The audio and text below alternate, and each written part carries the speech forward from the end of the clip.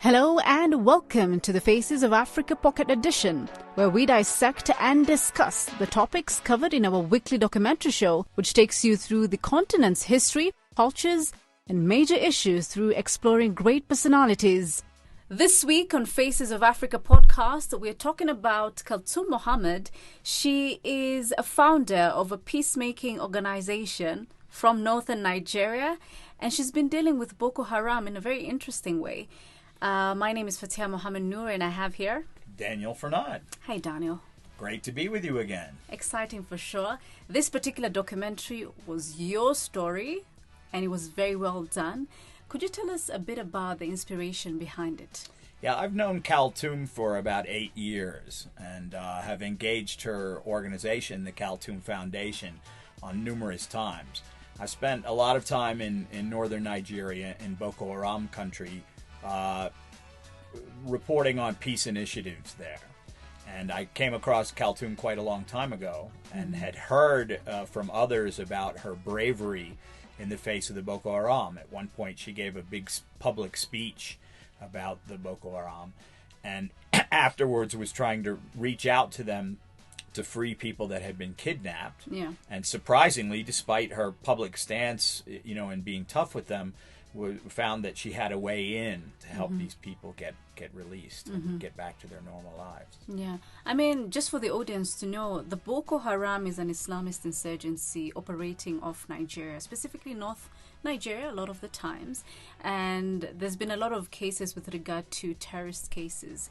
And watching this documentary, seeing a young woman like Kalthum at the age of 24, I believe, and she's out there trying to talk to Boko Haram for her people. What do you think of her personality? Well, she's a very strong person. She was orphaned and adopted by a family member when she was young. She started out in Chad, and ended up in Nigeria. Her father took very good care of her and saw something in her special that he wanted to nurture. But her decision to take on the Boko Haram, her decision to support her community and put herself at risk is outstanding. And it is also somewhat jarring when you meet her, because she's a very petite woman, and I think women in a lot of these traditional rural societies can be taken for granted, but she has stood up and made herself a real difference maker in Borno State. When you watch the documentary, when it starts, you see there was flooding at that particular time of the shoot. What role was her organization, her foundation, playing at that time? Yeah, that was interesting, because I think under different circumstances we might have canceled and tried to go see her another time. But her organization, the Kalthum Foundation, burst into action. They had just started to put together the infrastructure to deal with humanitarian situations. And she had or has a relationship with some international NGOs that were able to support her with supplies. So they put together a medical triage area at a university for IDPs and sprung into action. And we were right there to see them treating people and again, making a difference in the community in a different way this time, not about peace, but about health. How do you think the community perceives her? Being a young Muslim woman, also somehow I can relate, because in a Muslim society, it's pretty conservative. So trying to see a young woman trying to get into that kind of space, how is the community taking her actions? Yeah, we interviewed a lot of other male characters for this, and most of them, and you'll hear some of that in the documentary, expressed some doubt that she would be able to accomplish very much in the role that she took on. But they've all been impressed. I mean, the proof is in the pudding. She's managed to free hundreds of, I think, of people from the Boko Haram just through negotiations. And, it's made such a difference in so many lives there. Just connecting that, we also see her father in the documentary. And you can see he was also a little hesitant, right? How was it doing the interview with the dad and just trying to understand also his perspective? Well, again, I had met him before, so I think he was comfortable with me.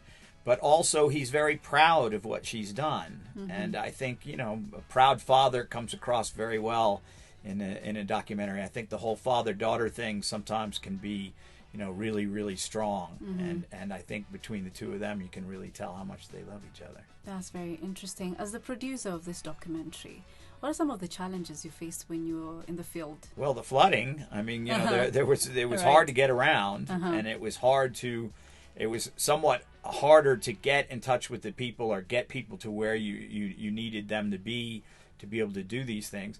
The other thing is that, as you'll see, there's a guy that was a commander under the Boko Haram who was originally kidnapped and kind of cooperated with them in order to save his own life.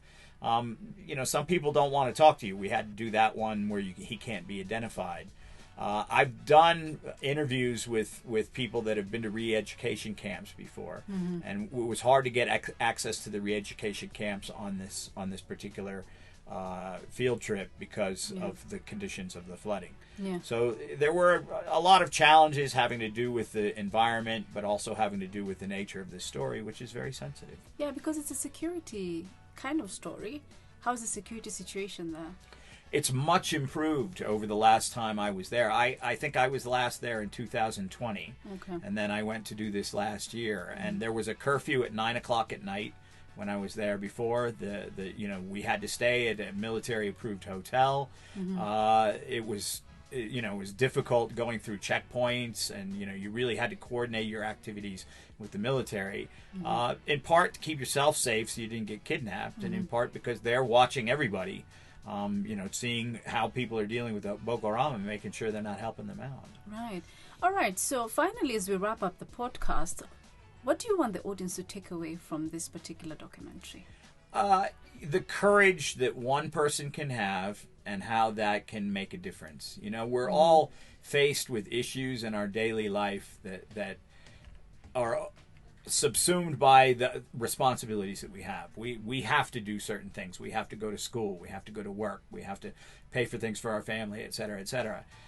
Occasionally, people will take a chance on making a difference for their community by going outside that structure and deciding that they're going to start something like a foundation on their own and make a difference. I'm not saying everybody needs to do that, but we should appreciate people like that. We should support people like that.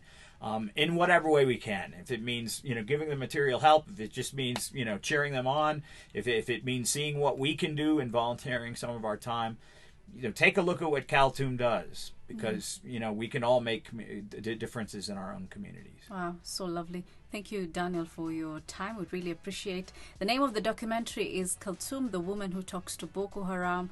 So make sure you find time and watch it. Remember, you can watch this documentary on our CGTN platforms. On Sunday, it runs live at 12:30 East Africa time, 17:30 Beijing time, and 9:30 GMT. On Monday, it will be uploaded on our YouTube channels. See you next time.